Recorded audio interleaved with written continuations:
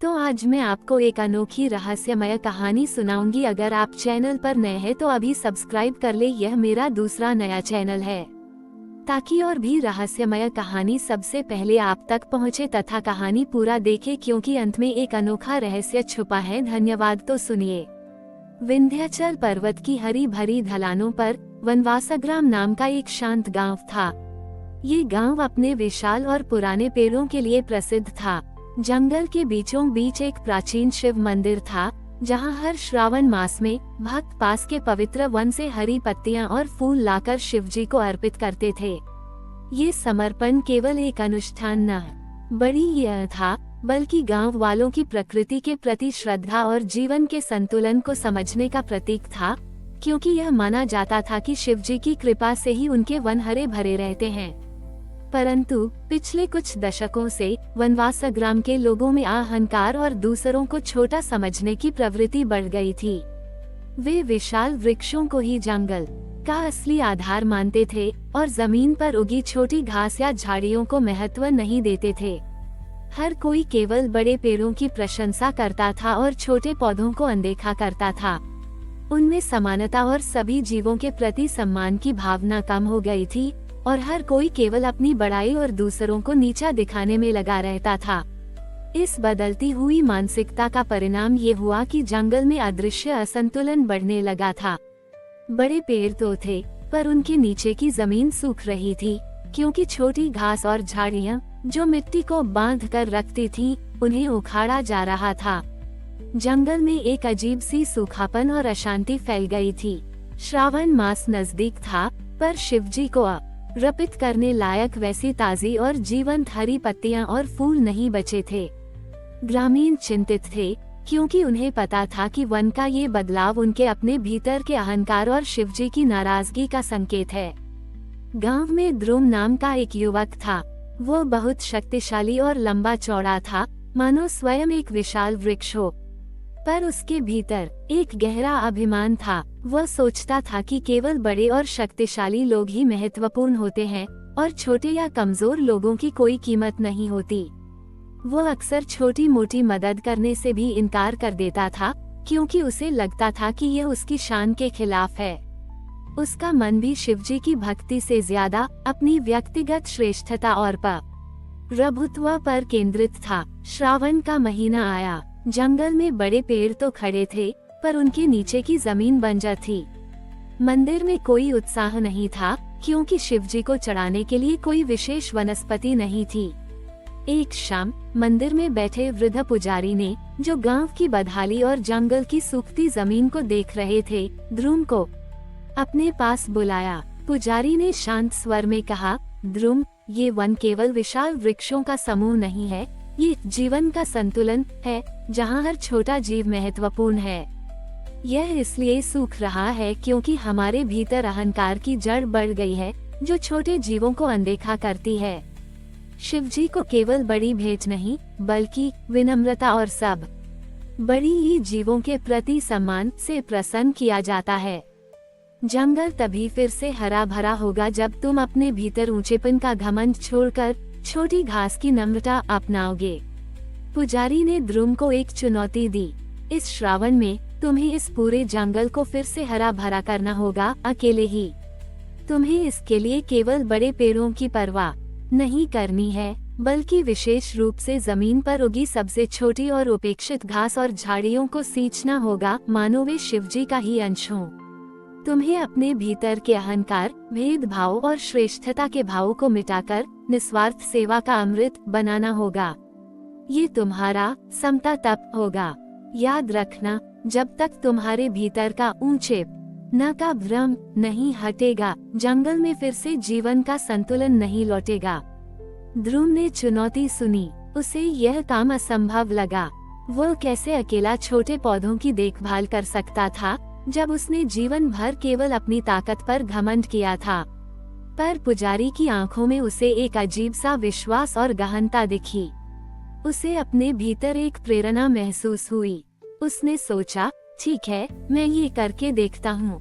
अगर मैं इस जंगल को बचा पाया, तो शायद मुझे भी कुछ मिलेगा। उसने चुनौती स्वीकार कर ली पर अभी भी उसके मन में संदेह और अपने अहंकार की एक छोटी सी छाया थी। ध्रुव ने चुनौती स्वीकार तो कर ली, पर अभी भी उसके मन में संदेह और अपने अहंकार की एक छोटी सी छाया थी। अगले ही दिन से उसने जंगल में सबसे छोटी और उपेक्षित घास और झाड़ियों को सींचना शुरू कर दिया। यह एक विशाल कार्य था।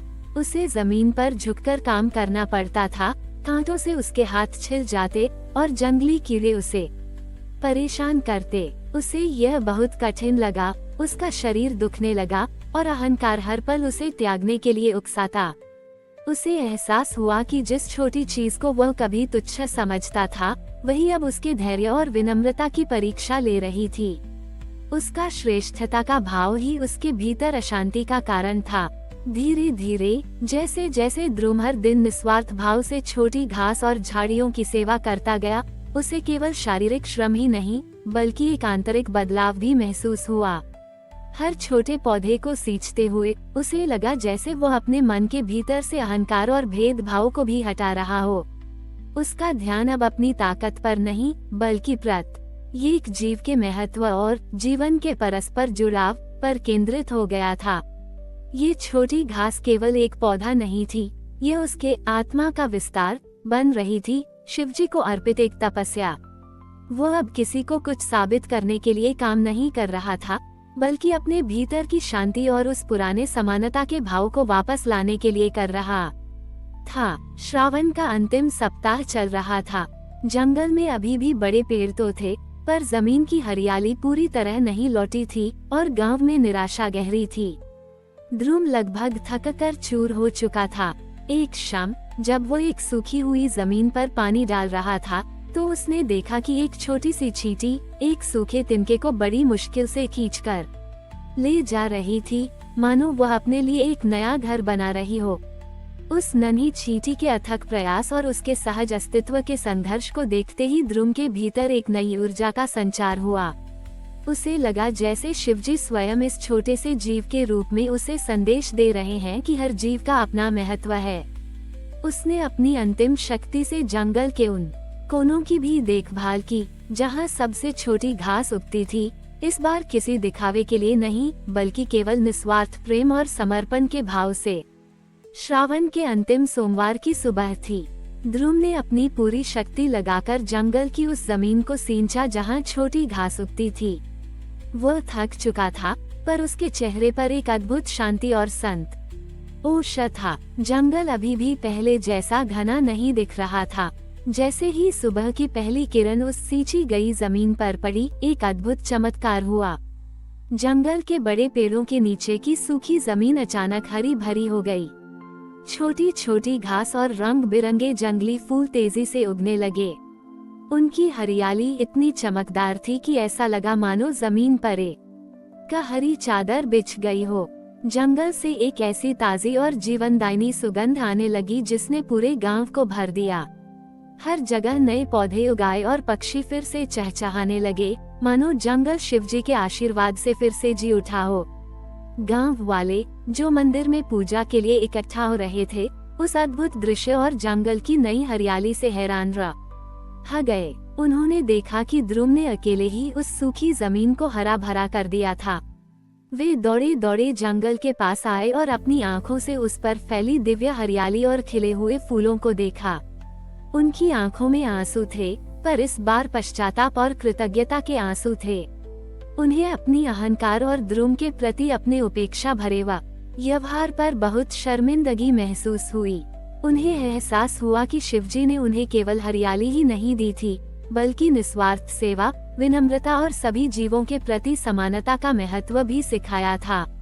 ध्रुव, जो कभी अहंकारी और दूसरों को छोटा समझने वाला था, अब वनवासग्राम के लिए एक प्रेरणा और सच्चा वनपाल बन गया।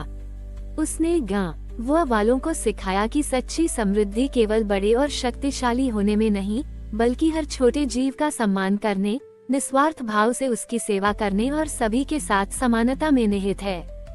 वनवासग्राम अब एक बार फिर अपनी हरियाली और आपसी प्रेम के लिए जाना जाने लगा, क्योंकि वहां अब विनम्रता और समता का निरंतर प्रवाह था।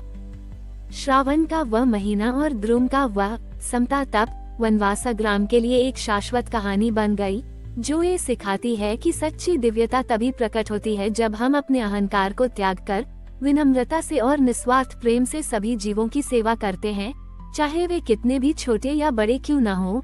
और यही शिवजी का सच्चा आशीर्वाद है। हमारी और भी आध्यात्मिक एवं अनोखी कहानियाँ देखने के लिए हमारे चैनल पर जाएं तथा धार्मिक एवं पौराणिक अनोखी कहानियाँ हमारे चैनल पर है। कृपया जाके देखें तथा हमारे चैनल को सब्सक्राइब करके रखें और वीडियो लाइक जरूर करें। धन्यवाद।